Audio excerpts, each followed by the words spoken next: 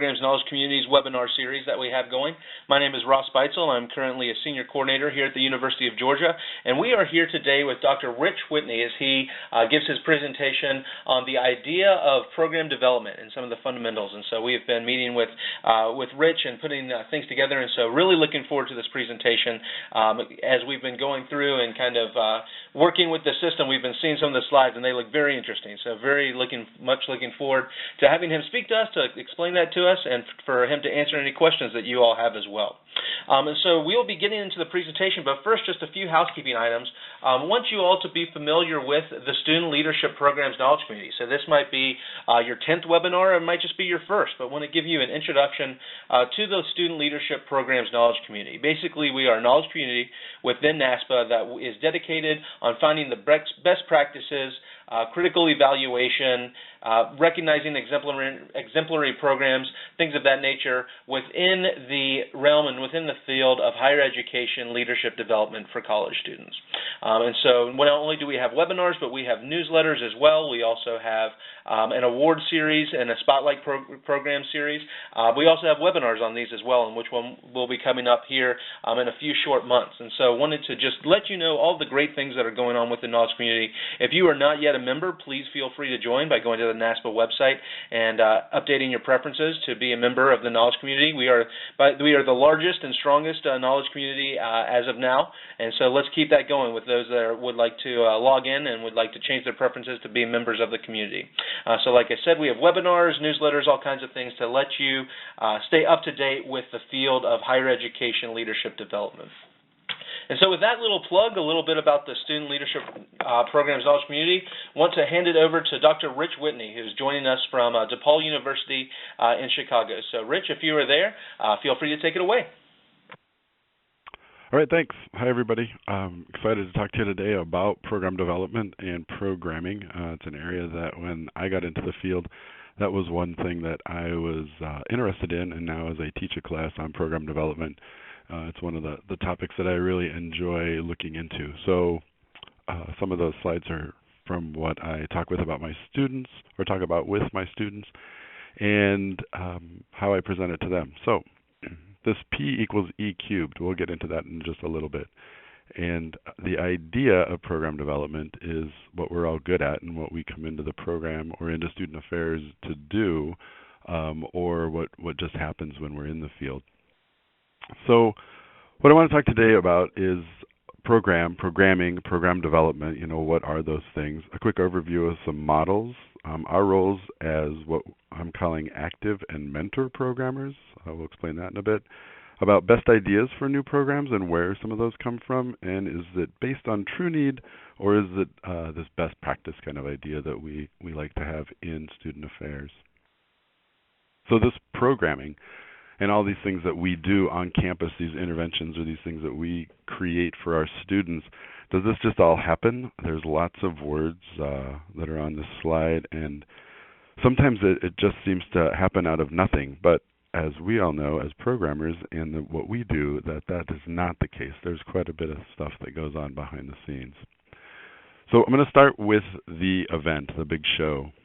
This is the presentation of all of your work, of all of our work as we, like today's for the webinar, or what you're doing on your campus with students as they show up. So this public image of what your work is about is the event. We tend to call those programs, and that tends to be the program, but we're going to call that the event for today. So with leadership, I put some things on here about leadership and then just programs in general. So some of these things in this Gantt chart, which shows over time how your participation is going or what you're doing to create your programs, as an overview, but then I put some things in there about the different types of programs: educational opportunities, intellectual events, social justice, maybe a certificate program, some retreats, and then the other kinds of things what we do with respect to leadership directly. So there's lots of resources and literature that's out there to help us with the event, with our big show. We're all aware of the multi-institutional study of leadership and some of the ideas that we can use from that, or where we get some ideas, or how we use that to benchmark some of the things that we might be doing on campus. The CAS standards are there, and they're a great structure to help us with understanding the different aspects of leadership, but it doesn't really, and programming, leadership programming, but it doesn't really tell us the how-to, the procedures, or how to get from point A to point B, just some kind of the things that we would put in there from an accreditation standpoint. The Dugan 6 article there, I call it, John and his colleagues did a great job in talking about some of the capacities for student leadership with regard to certain programs. So that article was in JSARP a couple of years ago, and does a great job of looking at those short-term and mid-term and long-term kinds of programs. And then there's these best practices. And I tend to refer to these best practices as the theory of the last conference. And I'll tell you that a little bit more about that in a bit. And there's some work around best practices and coming up with some kind of a standard or a model that we use when we're looking at best practices and how to incorporate those in what we're doing within our programs on campus. And then, of course, there's the Handbook for Student Leadership Development, and there's other books that are out there, like Building Leaders One Hour at a Time, that just came out from Tom Matthews at Geneseo. So there's some great resources out there to help us with some ideas about programming and leadership development. So from some research that we did, we looked at program developers and programmers and student affairs practitioners across the country, and we had about 550 people respond. And we just asked, where do you get your ideas? And you can see from the response rates there that they were able to say more than just one thing. But going and talking to colleagues, very collegial group that we are in student affairs, they go to conferences, there's best practices, and then needs assessment only seemed to occur less than half of the time that was out there. So this program development, is it really the model of the last conference? So this is from that Shut or Shoot article that they were talking about some of the best practices that were out there. And you can see that at the top they've got the definition of what best practices are. Then in the middle they talk about fit, which I don't know that we spend a lot of time looking at the fit. Hopefully we do, and do a needs assessment to see if there is a great fit for some of the best practices that we find. And some of the programs are generalizable, to borrow from another term, but then some of them are going to work on one campus, but they might not necessarily work on another campus. So we need to keep that in mind as we're looking at how to bring programs to our campus and to our students. So also from that research, we asked who was responsible for programming. You can see that a lot of people said student leaders, which we use student leaders to do a lot of our programming, but we're still functioning in some role as the programmer or the programming director as we work with those students. And then program and department coordinators and department assistants. And down below, some of the reasons for programming, those things that we talk about, engagement, development, and learning. So this went out to a general group. There was about 10% were actually leadership, people who said that they were in leadership programs, but then they came from all sorts of areas on campus, from orientation and activities and student unions, in addition to residence life, in addition to leadership directors or leadership developers. So our students are working with us and we're working with our students. So this isn't in the literature, but I think that we function as programmers and building programs, one in the red circle as an active programmer, where you or we as the student affairs professional is on campus creating programs directly for our students. We're actively creating students and doing the programming and program development. So the bottom line is that you're the responsible party in student affairs. And then there's the advisor, mentor, and I can never fix that typo. It always looks like I can, and then it keeps showing up there. But then the advisor, mentor is where we work with our students with that challenge support, and we bring in all sorts of different theories that we might be using to work with our programming staff and our student programmers to create the programs for students. So a chief function and an essential skill required of all student affairs people is this ability to program. As you go back and read in the different handbooks of student affairs, this chief function, essential skill shows up in the literature there. And our contributions, the two levels of our responsibility, which is really how we're paid and how we're evaluated at the end of the year. So here's the competencies that just came out. It's interesting to me that program development seems to be the missing competency that's in there. I think that programming and program development is one of the key things that we've done on campus for quite a number of years, and it was surprising to me that it didn't show up as a competency. There was a book in 1985 about program development and effective programs on campus that they actually suggested that it should be one of the competencies, but then it didn't come in here. You'll probably see that there's a lot of things about programs when you look at the competencies. But as I did a word search just on the competencies, or within the competency book, finding the word program was difficult. So it talks about programs, and we would get it since that's what we do, but it's not there. This program development concept, if we look at the two handbooks that are out there for our profession, just an evolution of the word and of the concepts of program development. Back in 1980, there was a chapter on program development, and that Morrill guy was one of the first people to start with program development models. You can see that he was the one that wrote the chapter in 89, and then in 96, Michael Couget started to take over the reins there. And he talked about program development and brought in advising, so some of the approach to the mentor programmer. And then 2003 and 2011, you can see that community building came in. In the fourth edition, we used the word programming. And then in the fifth edition, that word programming was absent from the title, but when you go back and read what Denny wrote in there, he talks about community development and using programming to do, or for the aims of community development.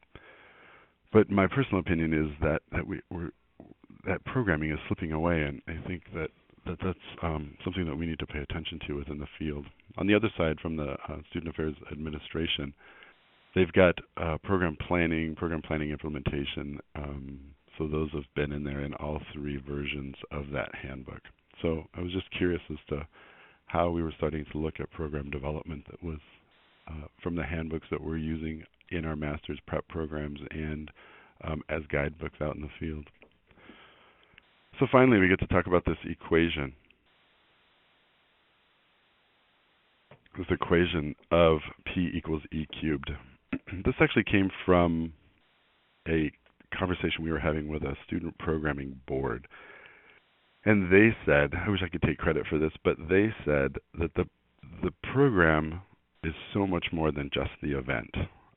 The program or programming is the event and then everything else. So that E cubed, the event and the everything else, is how we're going to go about approaching the anatomy of this equation, is how we're going to continue to look at what we need to do in addition to the great ideas that we have. So how do you develop a program? And it's not just throwing things up there and hoping that some things survive and that they all fall into place. We all know that there's quite a bit of work that goes along with putting these programs together. But a lot of times within student affairs, it's just on-the-job training, that OGT down at the bottom, where that's what we do and that's what we're good at, and it's just known that that's what we're going to do when we go into the field. So looking at the intentional delivery of programs and the creation of programs might be something that we've lost over time, or it's just become so ingrained in what we do that we don't even think about it.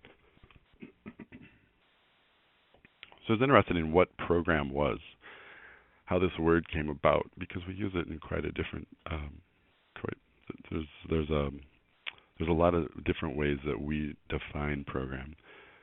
So just a little history here. It comes back to 1630 about a public notice in writing, but it's a plan of action or the schedule of activities. So activities are going to be key in just a minute when we start to look at how we define program and how we use it in the vernacular of student affairs. So when you look at the student personnel point of view, back in 37, typically when they meant social or when they said program, they were talking about the division of student affairs and the extracurricular activities. So there was something about the individual programs that we're doing within the overall program of the student personnel program. But in 37, it was mostly around what the division is doing. In 49, there was more work with programs, and that's where some of the individualization came in and some where the specialization came in to student affairs. But on page 33, I've highlighted it down there in red, the principal responsibility of all personnel workers lies in the area of progressive program development. So even in the reification of what we do and what our student personnel point of view is and what our philosophy is on campus, dates back to 49 and before, as you start to see how the student personnel program is a word. If we look at 37 and 49, the student personnel, I just put this into Wordle. So the top one is 37, and the second one there is 49.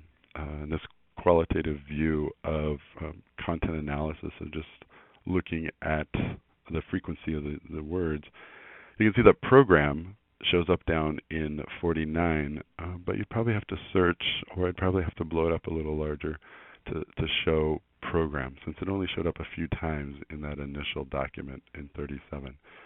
But 49, we start to talk about it a little bit more. So this program, we get a program when we go to a sporting event or to the theater or to graduation, and you get that written document of what's going on. So I started to think, or I found kind of the evolution of how we got to the word program today. Back in the 30s, they referred to us as the student personnel work.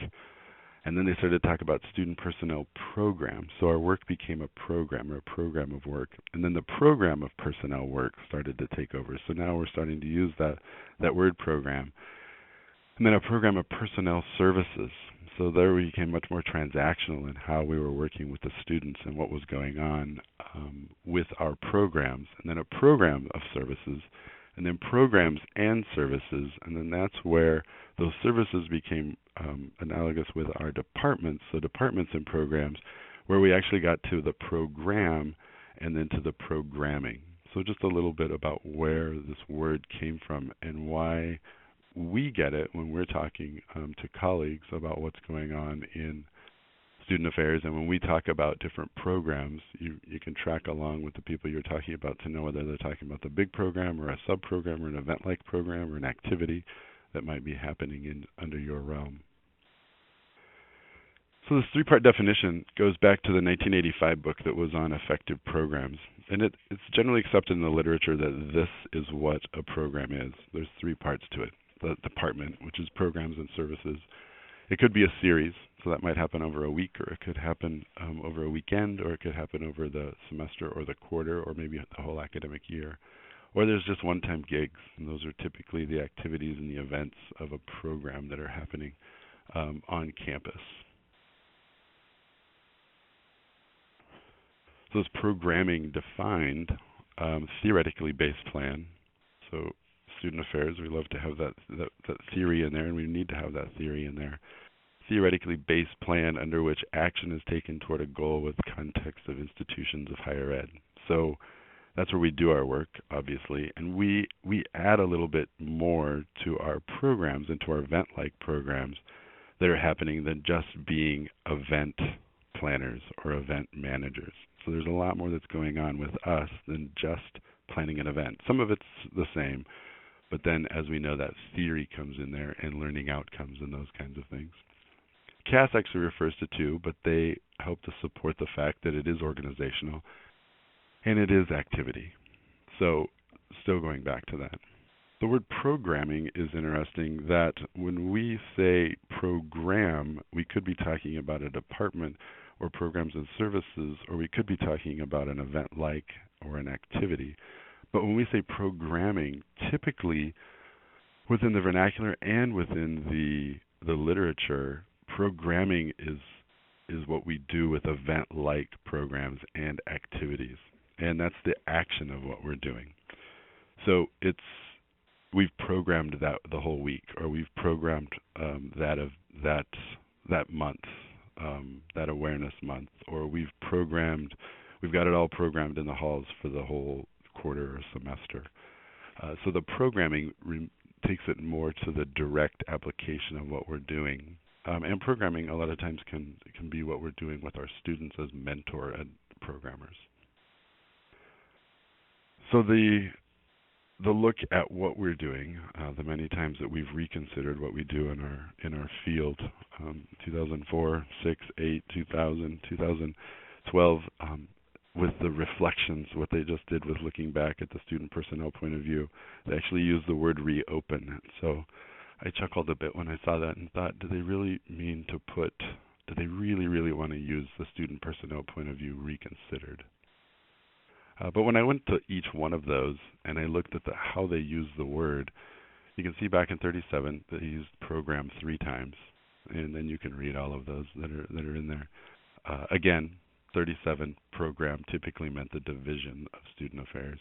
And then in 2006, with Learning Reconsidered 2, the word program is used 247 times. And so with that, you can see that it's moved from just divisional or departmental to getting down into programming and those events and activities that are happening on campus. And since 2006 was kind of the playbook for the 2004 Learning Reconsidered, this is great, this learning and development stuff is great, but how do we put it into practice? The 2006 Learning Reconsidered 2, it would make sense that they would have more direct applications with the word program. And we must think it's pretty important because we joined a whole knowledge community that has the word programs in it. And I went to see how many of the other knowledge communities have the word program or programs in them, and I think we're the only one. So it's part of our identity. We come together in search of or in support of these programs. So, program, there's the definition.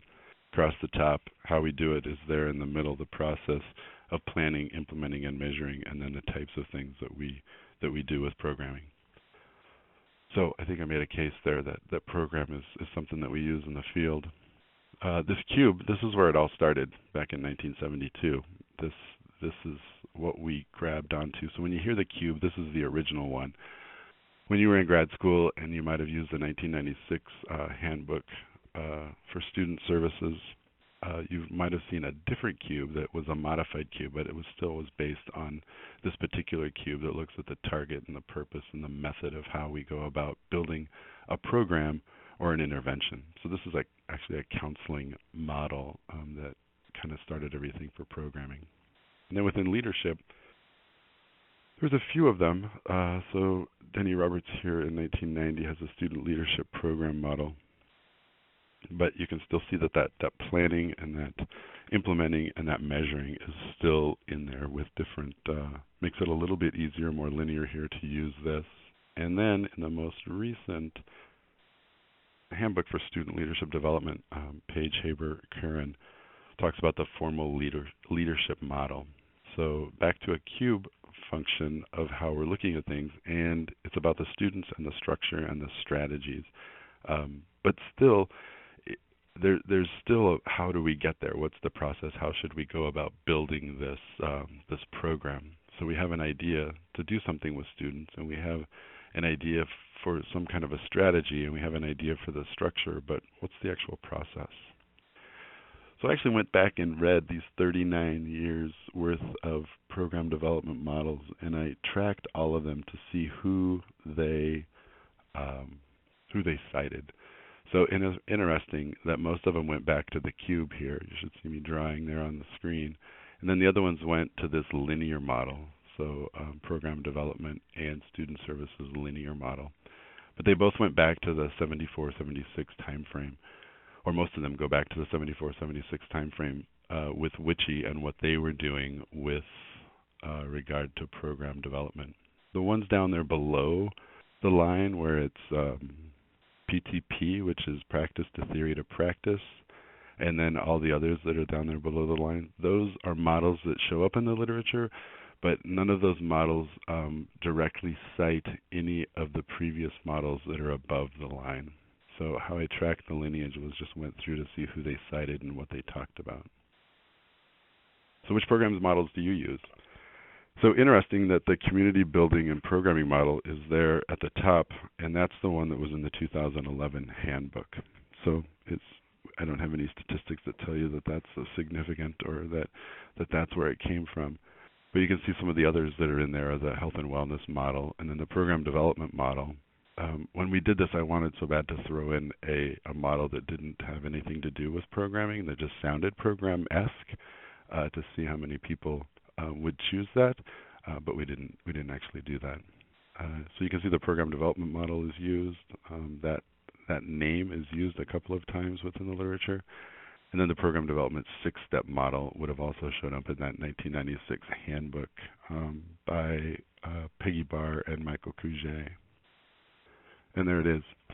When we put these steps in the survey, we randomized them and we asked people to put them in order as to how they would occur, just to see if people really knew what the models were. And the people that I knew that took the survey came back and said, who knew that we had all of these program development models? But only about 50% of the people got the right order of how these models went together, or how these steps went together. And in some cases, you might be using logic models to look at the context of your programs and how you're implementing it and what your outcomes are, with some assessment that's in there, the resources you have on campus, and then the formative and summative evaluations. So I would submit that creating a program is a process that's got a theoretical underpinning to it. And I've mapped all of the 21 models that are in there from 1974 forward under this, what I would say would be a more contemporary vernacular about how we go about the steps of program development, pulling through the theoretical framework and keeping it all together to show what it is that we're doing, how we're defining the program, how we're planning it, how we're putting it into motion, how we're making sure that all that stays in motion and is working the way that we want it to, and then how we close it out and report it back to campus and to our colleagues. But then I would go one step forward to say that maybe we should take that Gantt chart and just change it a bit to show how the model really works and how things are connected. So if we still use that x-axis as time and what we're doing, the program definition, if we don't understand what it is that we're doing or what we want to do or what the definition of the program is or how we're going to assess it, then we can't really close it out properly. If we don't know what we're going to market, then we're not going to be able to put in a marketing program. If we don't know what we're going to spend, then we're not going to be able to close out the final budget on that or do the closeout report to see if it came in under budget or within, if there was even a budget to begin with. And then, of course, if we don't do the proper planning, it's going to be hard to monitor it since we won't know what we're doing. And then the program execution kind of goes over all of it and touches all pieces of it, because the execution would really start when we're trying to figure out what it is we're doing. So going from that idea to a more definitive definition, more to get to the planning, to get to the execution, and then how we're going to pull it out at the end and then close it out. So this is from Residence Life, the Residence Life literature, and they say that there's not one best program development model, and they're all pretty similar. I mean, they all have that plan and implement and measure. But the people those that do plan programs well normally use a program development model. And it just makes sense that if we have a process, then we're going to keep track of what we're doing.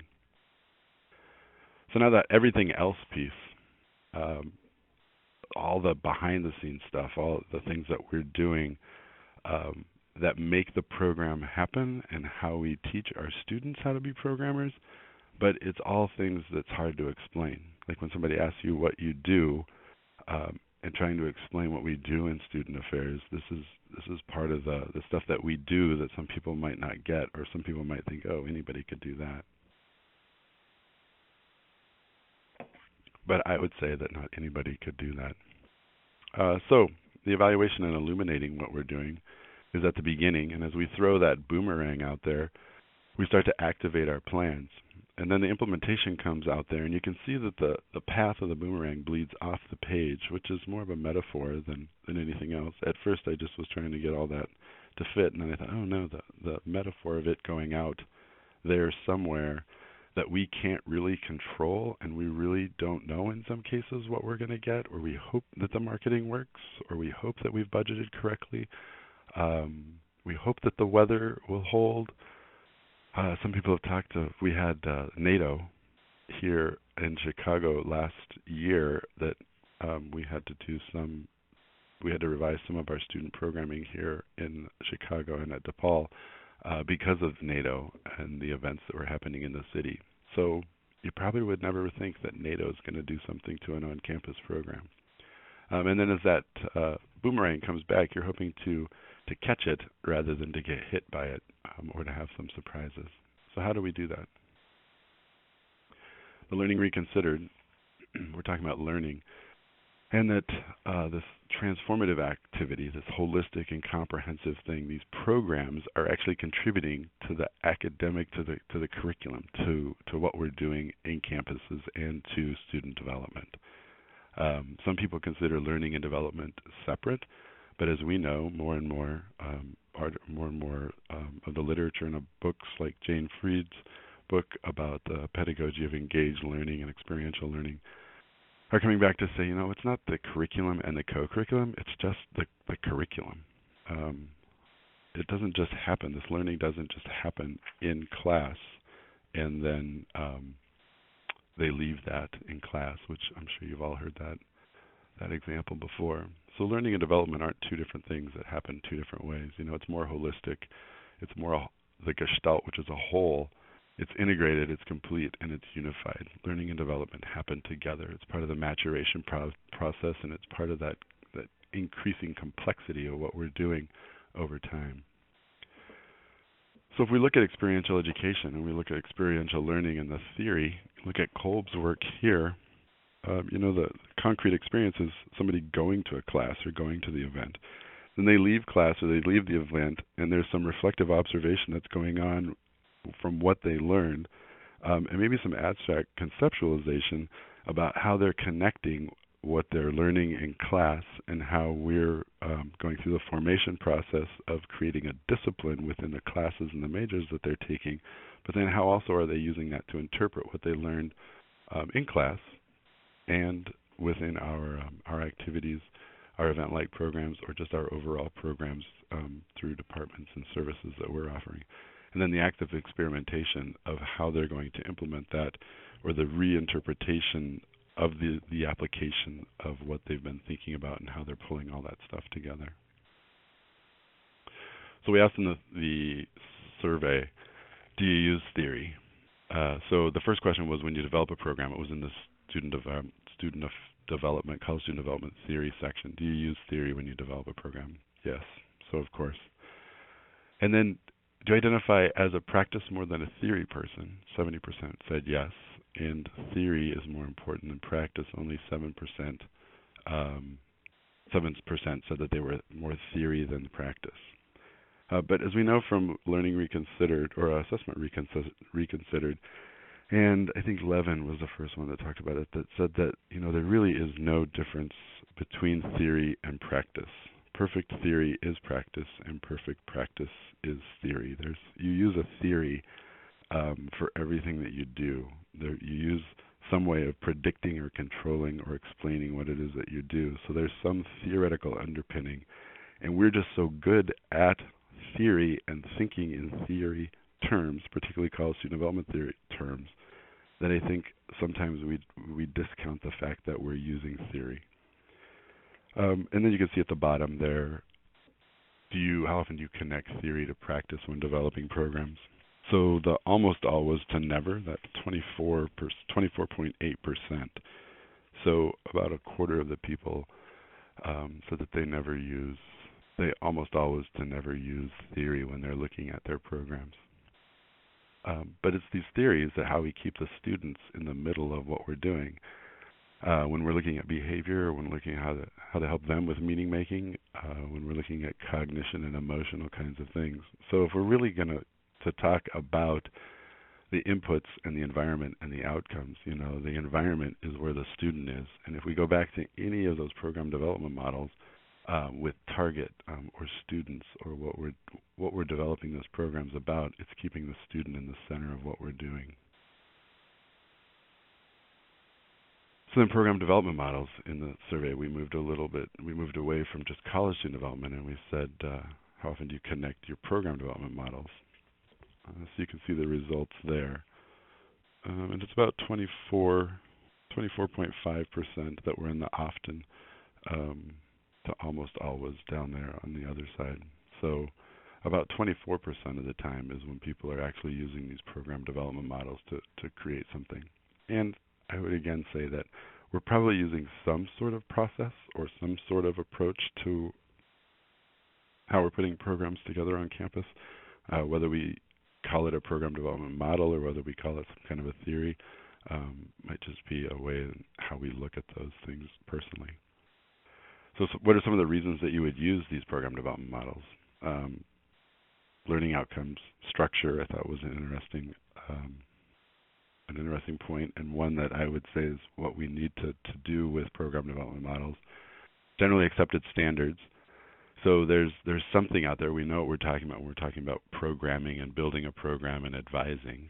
And then sequence, how we keep track of what we're doing with the students or within our committees in order to make sure these programs are happening. So this is a real simplistic view of keeping the student in the middle of evaluation, and using evaluation in this realm as satisfaction. Would you come again? What are we doing? The deductive process of would you bring people again? Would you come again? Were you comfortable? Did you like it? To the inductive process of what it is that you learned and how we assess learning that's in there.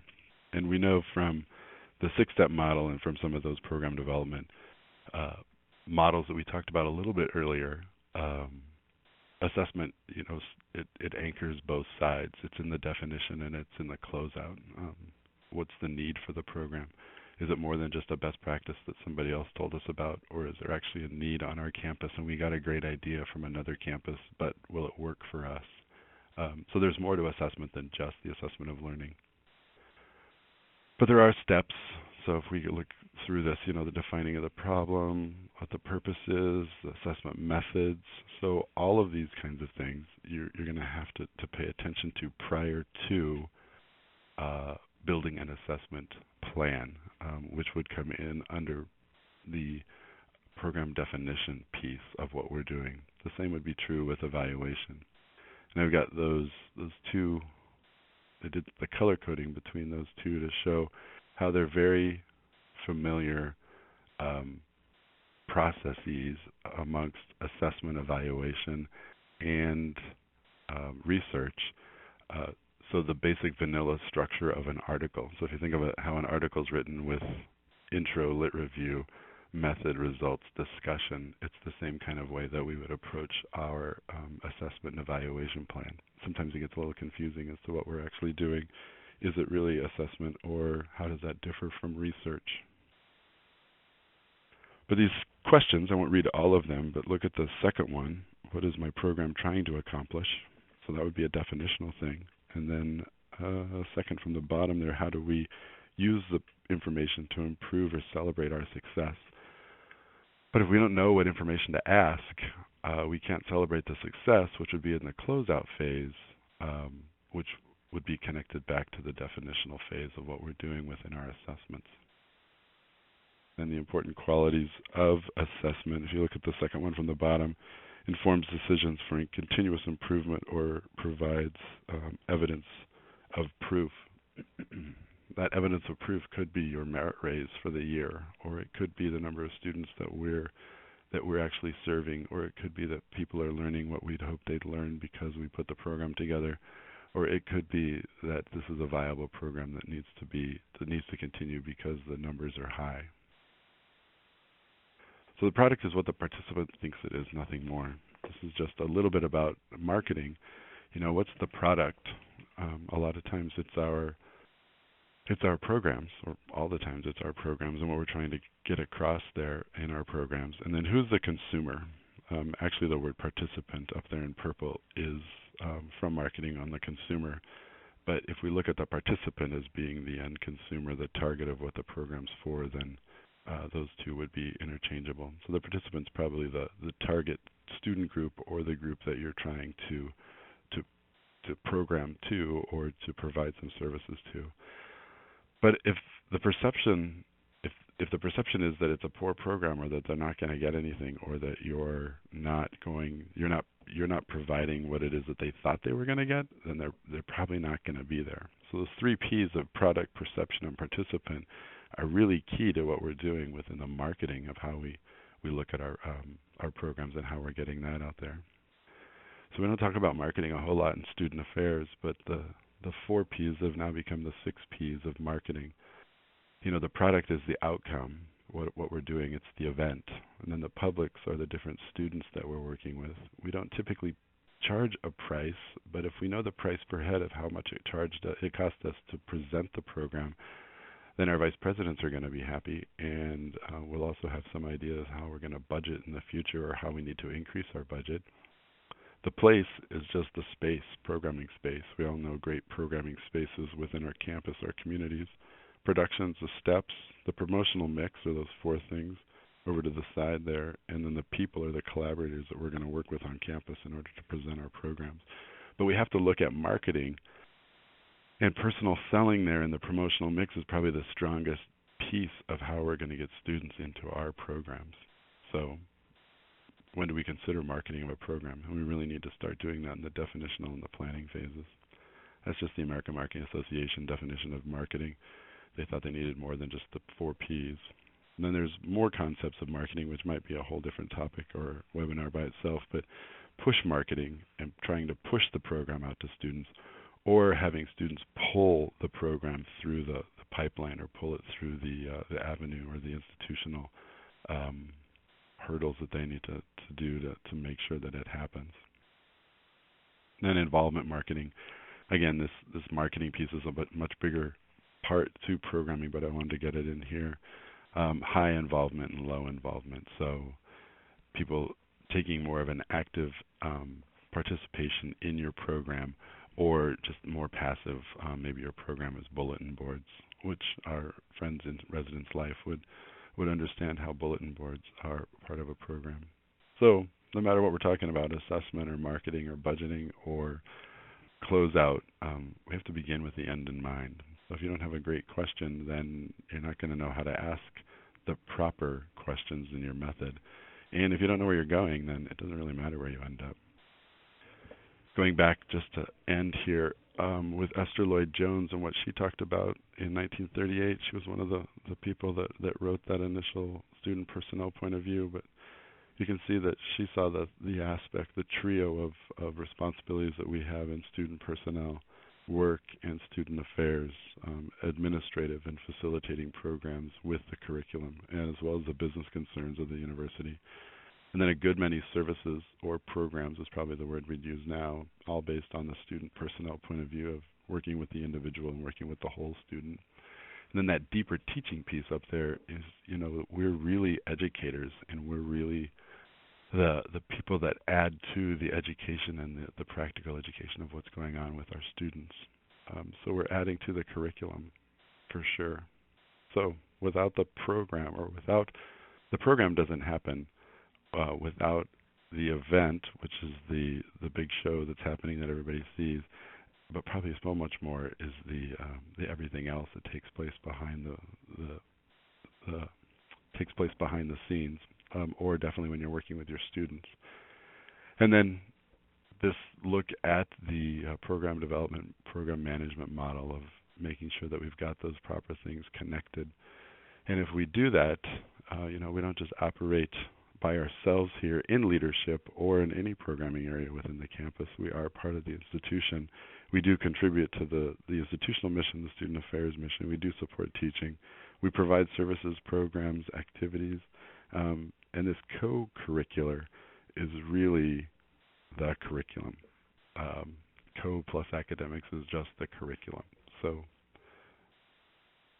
no matter where you are in the game, as professionals, we owe it to our students and to our colleagues in the field to do the proper planning on everything else. So it's more than just the idea, and it's more than just what we do with that great idea, whether it comes from assessment or from best practices that's followed up with assessment. But that will make our programming will become much greater than just the event itself. So with all of that, the students coming in, what they bring and what they're doing on our campus, the environment is everything else. That's what we do. These programs is the environment. It's what we provide on campus. It's where we bring value to what's going on here to help with the outcomes for students. So, if you have any questions or anything that you want to ask or correct or edit, then now would be your time. And if anybody does have any comments or questions or anything of that nature, if you would use the chat box to the right, that's what it is that we're going to be taking a look at. So if you have anything that you would like to add or ask, please feel free to add that in the chat box to the right, and Rich will be able to answer those questions or to address those comments.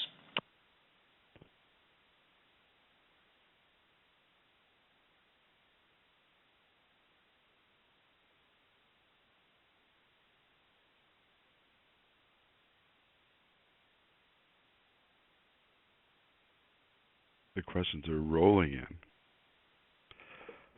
I do have a list of references.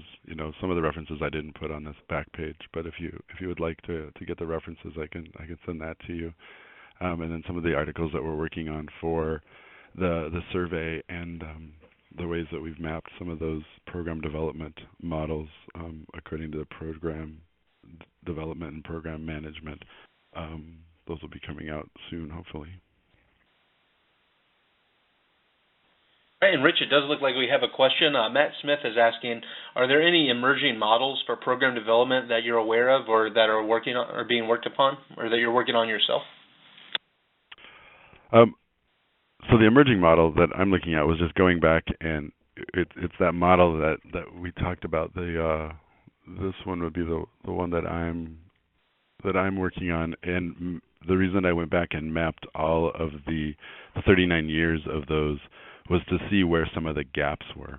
And in some cases, interestingly enough, in '85, when the program development textbook was written, the context and goals, what they did with that one was just context, goal, and plan. But it wasn't until 2011 when they kind of operationalized those things, and they actually put the word implementation. So in one of the most recent books, you'll see where Michael Couget, I think it's in the administration handbook, where Michael Couget has actually taken Barr and Keating's work on context, goal, and plan and put the word implementation in there. I have to believe that over all 39 years, implementation was we just thought, of course you're going to implement it. Why would you do all this work without doing that? So the short is, yes, I'm working on a program development model that would bring in all of those and that would help to make it more contemporary, and would bring it into more of a structural kind of a plan that would be useful, hopefully, to the field.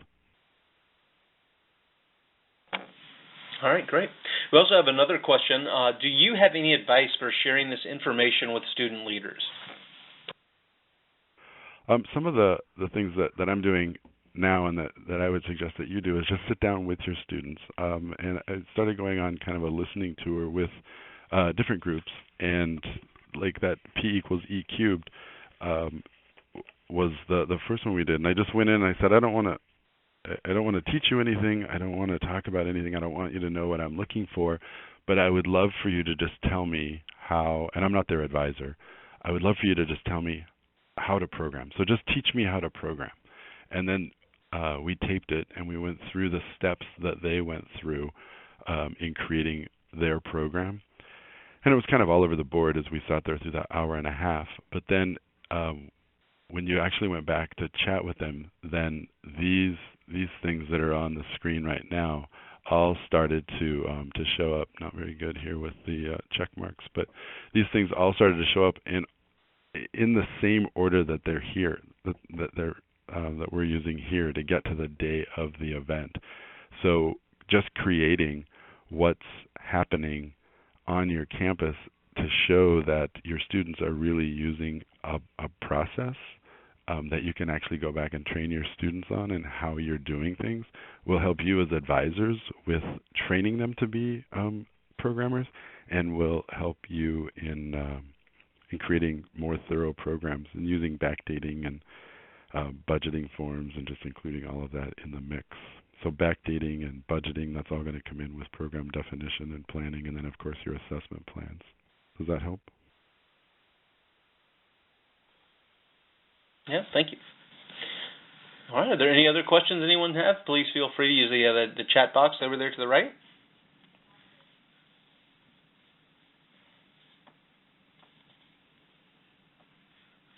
Good deal. And Aurora, if you wanna email me, we can chat a little bit more about the process that we use in talking with student leaders. I think you're the one that asked the question about sharing it with leaders. All right. And so on the screen is Dr. Whitney's email address and also contact information. So if you do have any more comments or questions, please feel free to contact him or to reach out to him. But as looking and seeing as though it doesn't seem there are any more questions today, we want to go ahead and we want to thank Dr. Whitney for being here and for giving us his time and being able to present to the community, give us all the insight that he's gained over his years of research, not just the years that he's done, but going back so many years. I think it was back to 1930s or 40s that this presentation covered. But thank you so much, Dr. Whitney, for being here with us and for presenting. And that leads me to asking to you all, to the community at large, if you are interested in presenting, or if you know anyone that's interested in presenting, we are always looking for people who are willing to volunteer their time and their energy and their knowledge to the community. We're not able to do this without folks like you to be able to give up their time and to be able to present to the knowledge community at large, to be able to share their ideas and things they've been seeing. So I want to thank Dr. Whitney, and also just open that invitation up to you. If you are interested in presenting or know somebody that's interested, please feel free to give me an email at BEITZJR. And that's there's the final slide. Dr. Whitney, if you'd like to move it down, my contact information as well, so if you would like to email me, or you can reply to the email that was sent out, all the login information, and I'd be happy to get together and to work with you to put together a presentation. We usually do about one presentation a month, or try to shoot for about 3 each semester, so please feel free to get in touch with me. So with that, we want to thank again Dr. Whitney, and also a shout out to Matt Clifford from Wake Forest University, again, as always, for putting together this presentation, putting together the presentation space for us, so that we're able to offer this as a free offering to you all, and to be able to keep that knowledge going. So thank you all for being here, and if you have any questions, please feel free to email me or Dr. Whitney regarding whichever topic is that you would like to discuss. So thank you all for being here, and we hope you have a great day. Thanks a lot.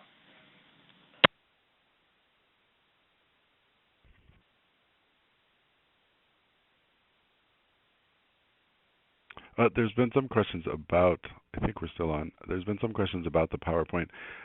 Some of the data we're still working on presenting or putting out in publications, so that's the reason why we haven't really addressed that. A few of you have written to me privately.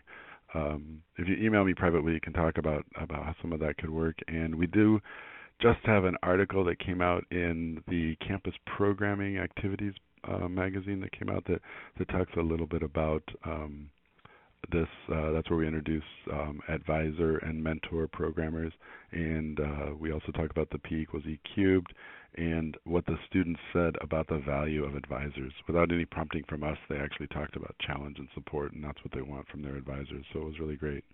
So hopefully as we get more of that out in print, we'll be able to do more with the getting this information out to everybody in a useful format.